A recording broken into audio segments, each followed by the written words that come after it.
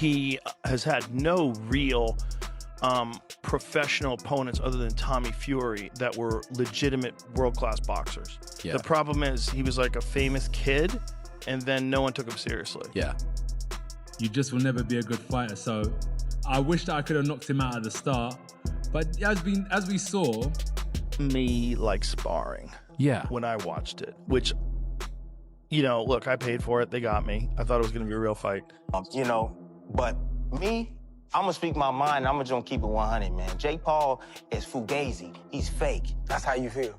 Truly feel. I'll bust him up and his trainer in the same night. 2 for 1. Joe Rogan reacts in shock as Anthony Joshua reveals Jake Paul pushed for a scripted fight, which Joshua only accepted for a real, high-risk bout. Rogan highlights how Paul's past wins face claims of choreography and compliant opponents.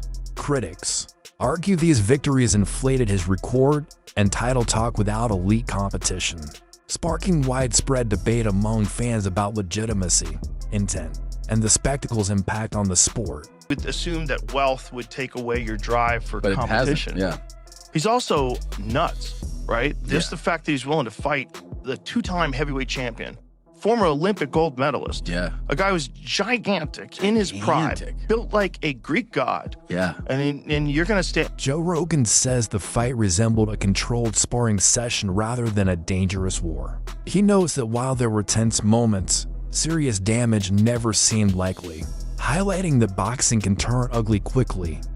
Rogan emphasizes that seeing both fighters walk away unscathed is a positive outcome.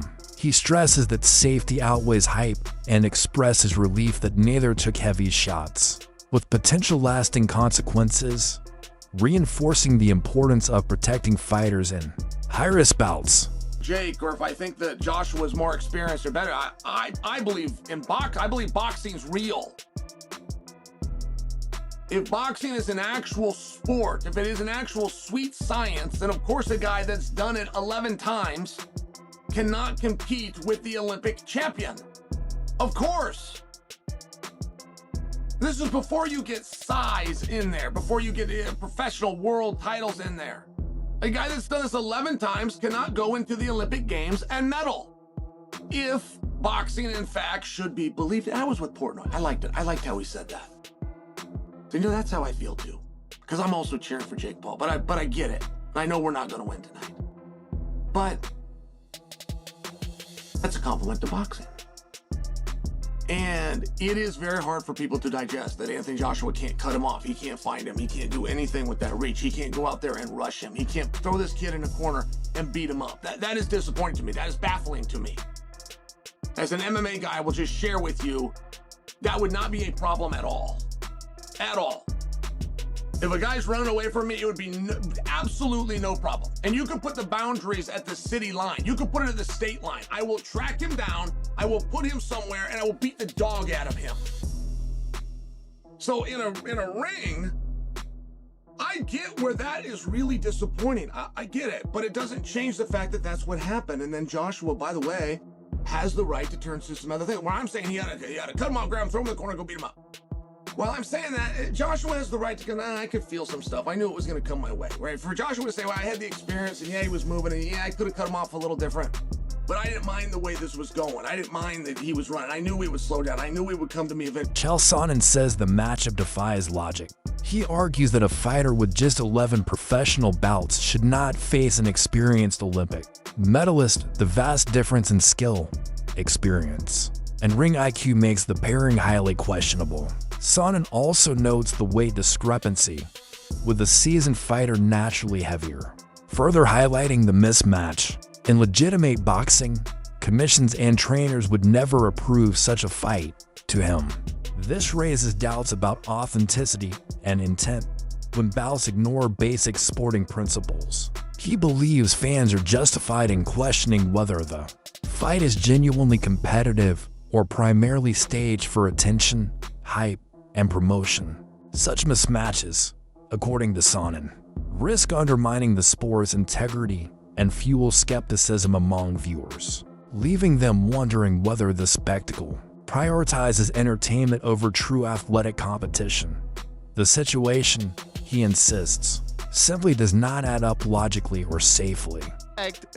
Jake Paul to be fighting like higher level competition, it's not because he has under 10 fights, because he talks a lot of shit. Yeah, but that's also why we're talking about him. And that's exactly true. But I think on both sides of the equation, we've got to like admit that a young fighter under 5 fights isn't fighting great competition. So if you're calling Jake Paul a legitimate boxer and then you're expecting him to do what legitimate boxers do, I'm not sure he's not doing that, and probably more. That's what I'm saying about the knockout of Tyron Woodley, because it was just a regular box. Joe Rogan highlights that Jake Paul has always sought to prove himself as a legitimate fighter, taking on real opponents in the ring.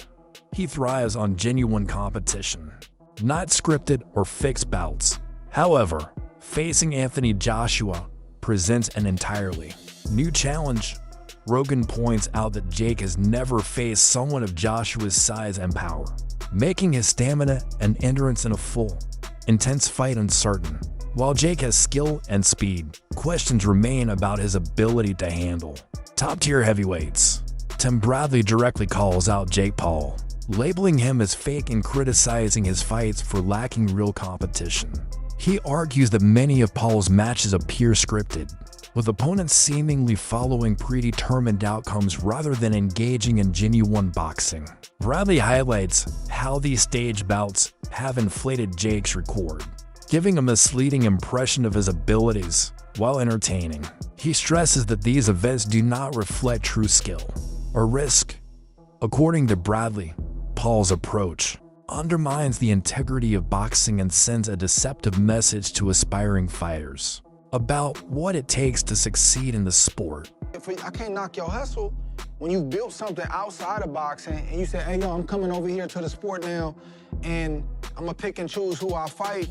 Y'all come follow me. If they follow him, man, I just understand what it is. I know what I'm looking at. You're not gonna fool me over here. Save that stuff for them other people, because I'm not gonna believe that I'm the face of, no, you're not the face of boxing. I'm not giving you that, because that's for a lifer. But that's what he believes. That's cool. I can't knock him for that. People believe a lot of things for a lot of different reasons.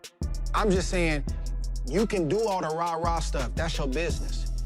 But I just know what I'm looking at, right? But on the monetary side and it being an event, the truth is that when he does fight, it does bring attention around the sport. People debate, they argue, Daniel Cormier praised Jake Paul for his courage in stepping into the ring with Anthony Joshua, acknowledging the immense risk involved, while joking that anyone might fight for $100 million.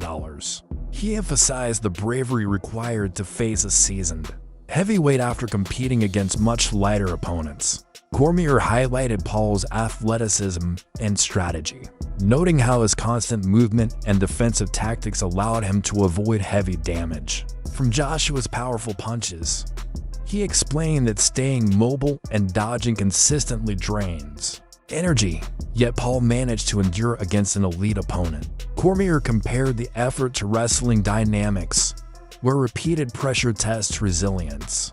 He concluded that Paul's performance demonstrated boldness, adaptability, and commitment, showing that despite controversy surrounding his career and past opponents, he approached this fight with genuine respect for both the sport and Joshua, proving his willingness to challenge himself against the highest level.